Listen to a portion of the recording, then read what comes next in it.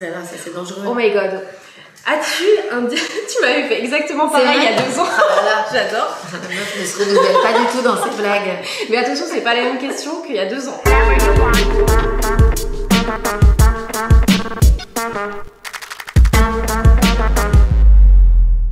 Coucou tout le monde, bienvenue dans cette nouvelle interview. Aujourd'hui, j'ai le plaisir de recevoir une nouvelle fois la talentueuse comédienne Béatrice de la Boulée. Comment tu vas? Mais ça va et toi, Coralie? Bah écoute, ça va. Merci de m'accorder un petit moment pour cette merci interview. de venir chez toi, c'est très beau. Écoute, tu as vu des petites moulures au plafond? oui, je te reçois pas n'importe où. Là, je vois ça. Il y a un beau cadre. Très joli cadre. Et ben, héroïne, c'est alors j'ai appelé en sous-titre épopée d'une misogyne en thérapie. Ok.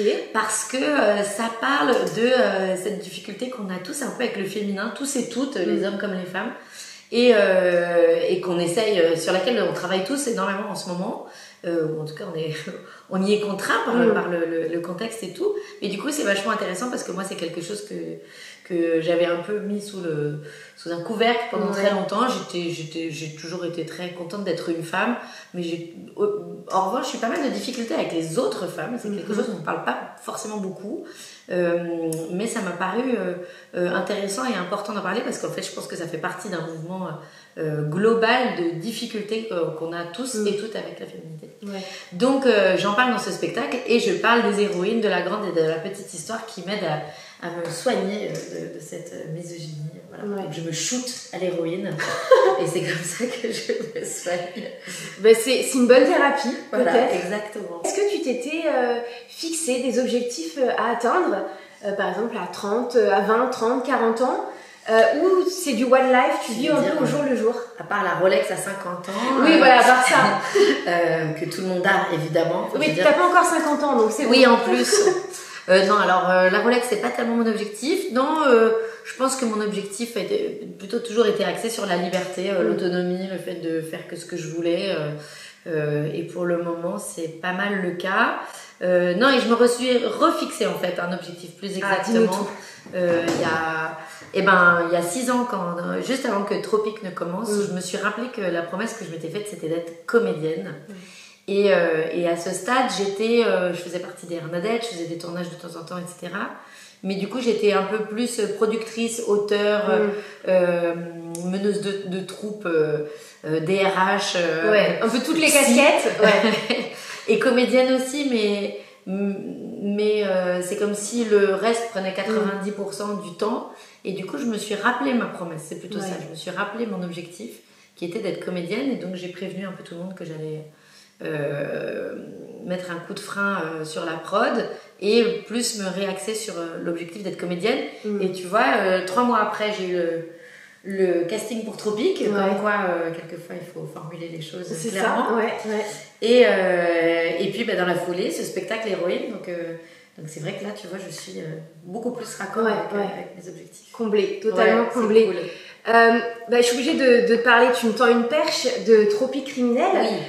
Donc c'est vraiment ton grand rôle, ton rôle de Crivelli avec ton super binôme Sonia Roland, qui est aussi une habituée de Bunker.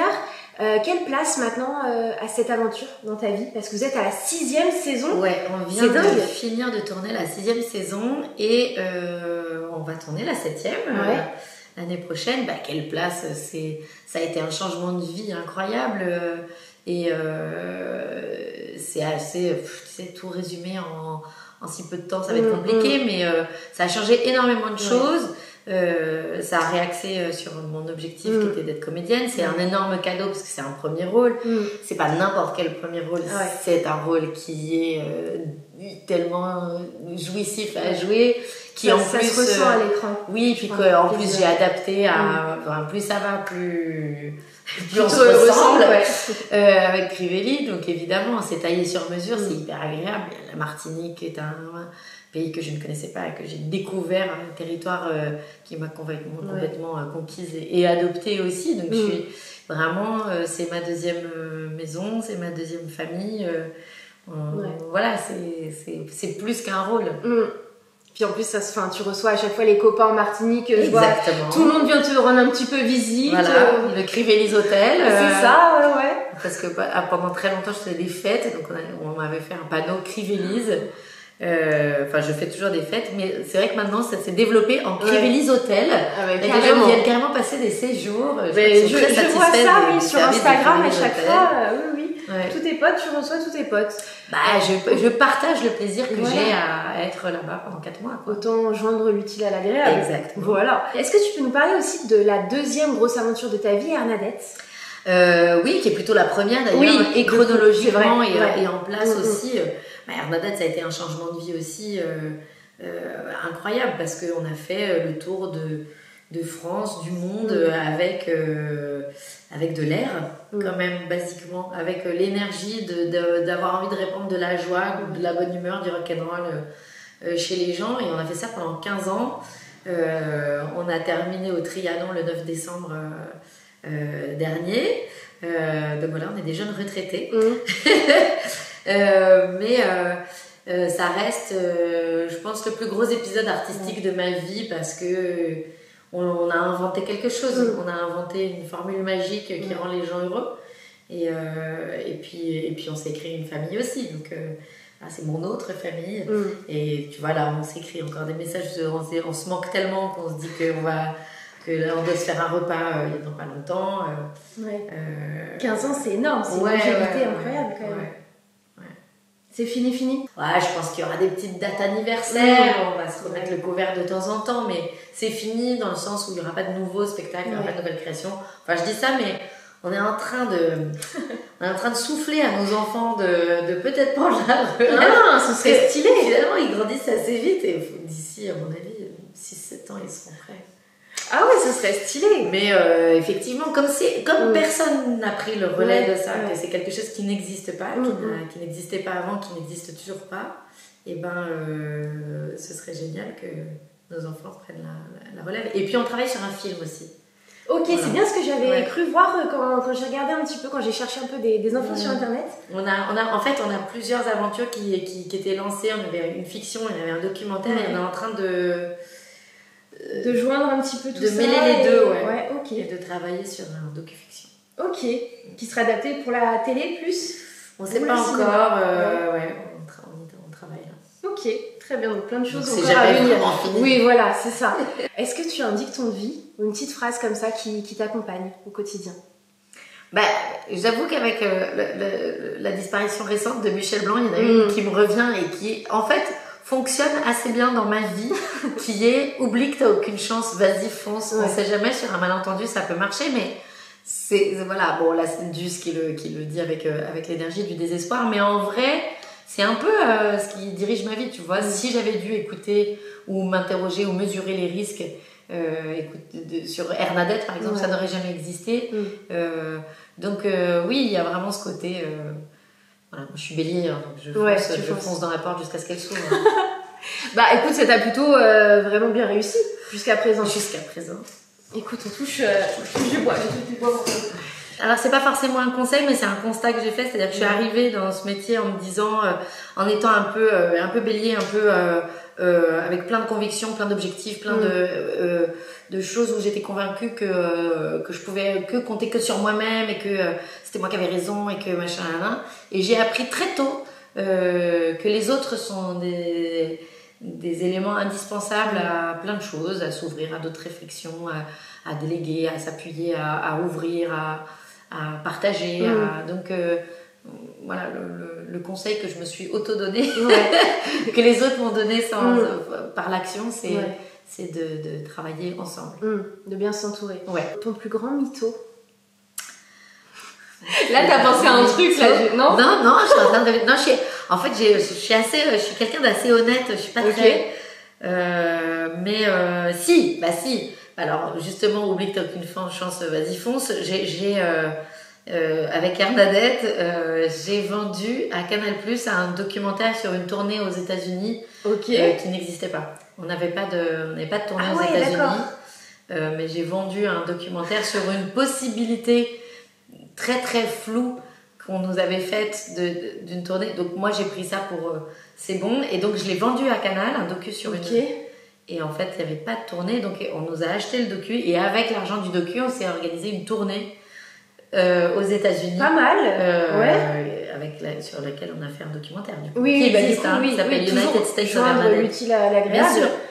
Donc je suis une mytho relative, c'est-à-dire que je vends la peau de l'ours avant qu'il soit né. Ouais, c'est ça.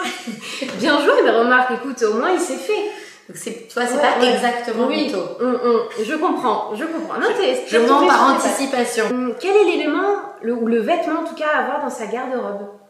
Un gilet arc-en-ciel, il est très, très beau. déjà. Ouais. Ça me paraît la base. Oui, ça met un peu de pétillant. C'est ça. C'est un mélange de gilet de grand-mère et pas vraiment. Tu vois, franchement, grave stylé. C'est le petit twist. Ouais, très fashionista. Et bien sûr, le jean. Le jean, mais pas n'importe quel jean, le jean boyfriend. Dans lequel on peut. On est à l'aise. Et en même temps, le petit côté sexy, je l'ai piqué à mon boyfriend. Et le fashion, faut pas, le truc annexé direct. Tu me demandes ça à moi, je suis tellement pas fashion. Je suis la meuf, je pense que je fais des courses une fois par an, tu vois, vraiment. Ah ouais? Non, mais là, t'es grave stylée, franchement. Tout en rayures, t'as même les petites chaussettes qui rappellent la petite marinière. Mais tu sais que c'est mes chaussettes de scène. C'est-à-dire que je suis tellement flemmarde que j'ai déjà mis. Je joue ce soir. Et donc le bas, c'est déjà mon costume. Et l'anticipation. Je te dis. Franchement, tu gagnes du temps, c'est parfait. Le fashion faux pas, il y en a pas. En vrai, je m'en fous. Les gens s'habillent comme ils veulent. Et justement, j'en parle pas mal dans mon spectacle du côté s'affranchir des injonctions féminin, masculin. Qu'est-ce qui est féminin, qu'est-ce qui est masculin, qu'est-ce qui est fashion, qu'est-ce qui est fashionable, qu'est-ce qui ne l'est pas et tout. Je pense qu'il faut vraiment s'affranchir de tout ça, se sentir bien dans son... Le bon style, c'est celui dans lequel on est confortable et à l'aise. Est-ce que tu as une phobie? Alors j'en parle dans le spectacle aussi, mais alors dis donc. C'est ce que je te disais tout à l'heure, c'est-à-dire que je ne suis pas véritablement misogyne, Dieu merci, mais j'ai eu une petite phobie des femmes pendant assez longtemps, et qui évidemment s'explique par un drame originel, et donc je raconte ça dans le spectacle, et je pense que c'est aussi ça qui a fait qu'effectivement je me suis en tout cas méfiée globalement de la gente féminine pendant très longtemps. Et c'est marrant parce que dans une période où on parle plutôt de se méfier de la gente masculine, de je me sens un peu en décalage, mais je me rends compte avec le spectacle que ça parle quand même à beaucoup de femmes, ce que je raconte. Et le but étant de ne se méfier ni des hommes ni des femmes, bien sûr. Et c'est pour ça que je dis aussi que je suis en thérapie, dans le sens où je pense qu'on se méfie de ce qu'on connaît mal, et finalement, les ayant fui pendant très longtemps, je les connaissais pas très bien. Mais voilà, tout ça change, et tant mieux, et je pense qu'il faut apprendre à se connaître mieux les uns les autres, et soi, et tout ça. Mais petite phobie des femmes. Ok, on m'a jamais répondu ça. C'est fou. Mais du coup, très bien, tu en parles dans ton spectacle Héroïne, donc c'est pour ça qu'il fallait le voir. Ouais. Tu vois, ça approfondit. Là, je te mets en pâte avant exactement, l'échauffement. Oui, tu rentres dans combien de temps là sur scène? D'ici 2-3 heures, mais voilà, comme ça te chauffe. Tu sais que je me suis mariée 2 fois avec la même personne. Ah ouais, non, je savais pas, ok. Et j'ai beau m'être mariée 2 fois avec la même personne, c'est passé hyper vite les 2 fois. C'est-à-dire que la première fois ne m'a pas suffi, m'a pas servi de leçon. Je me suis mariée avec Mosh Pit des Bernadette à Las Vegas. C'est passé, mais comme ça. Alors c'est dans le documentaire, donc j'ai les images qui me permettent de me replonger dedans. Mais c'est passé tellement vite, j'ai pas eu le temps des sensations. Et on s'est remariés 8 ans après à Paris avec la famille et tout. Et pareil, c'est passé hyper vite, et je me souviens d'avoir eu une émotion comme ça qui montait, puis après... Donc je crois qu'on va se marier une 3e fois. Une 3e fois, mais jamais 203. Exactement.